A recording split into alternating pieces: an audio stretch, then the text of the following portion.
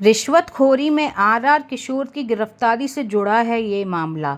वर्तमान मामले में याचिकाकर्ता डॉक्टर आर किशोर को सीबीआई ने 2004 में रिश्वत के आरोप में गिरफ्तार किया था। किशोर तब दिल्ली में मुख्य जिला चिकित्सा अधिकारी थे, यानी संयुक्त सचिव स्तर के अधिकारी का पद धारण करते थे।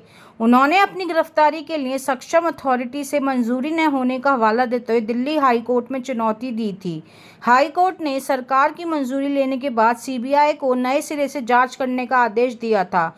2007 में सीबीआई ने हाई कोर्ट के आदेश को शीर्ष अदालत में चुनौती दी थी, जिस पर 2014 में फैसला आया था।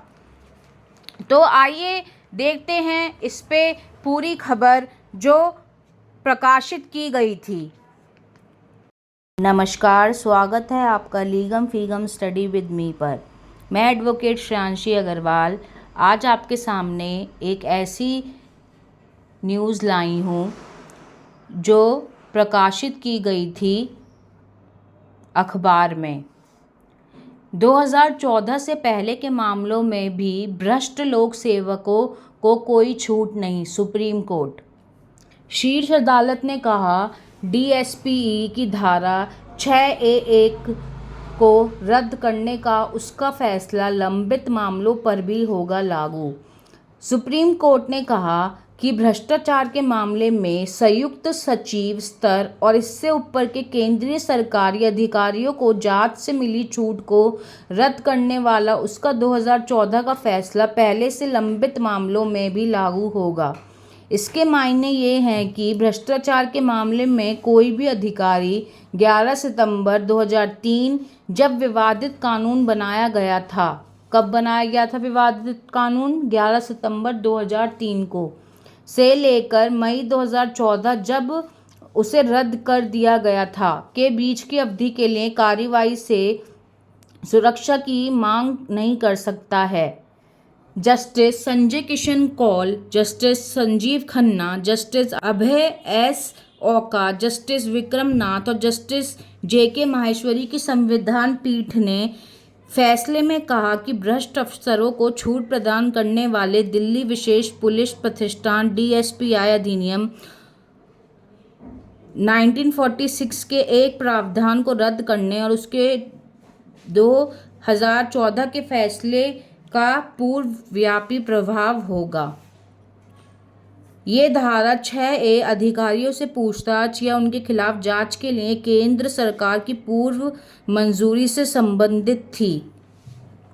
संविधान पीठ ने क्यों रद्द की थी धारा 6A? आइए पढ़ते हैं इस खबर को। 5 न्यायाधीशों की संविधान पीठ ने मई 2014 में अधिनियम की धारा 6A1 को रद्द कर दिया था। पीठ ने कहा था कि धारा 6A में भ्रष्टों को बचाने की प्रवृत्ति है।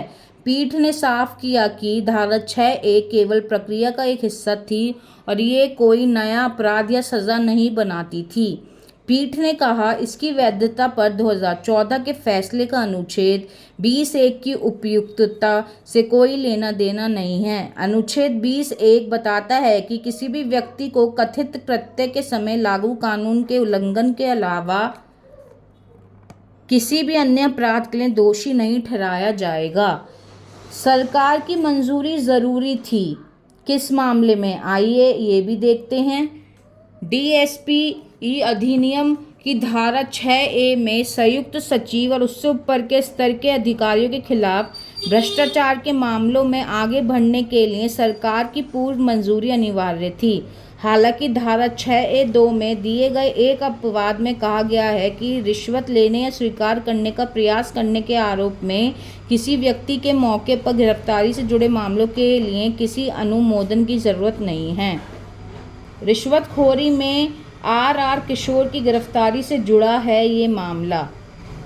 तो ये था कुछ 2014 से पहले के मामलों में भी भ्रष्ट लोक सेवकों को कोई छूट नहीं, सुप्रीम कोर्ट।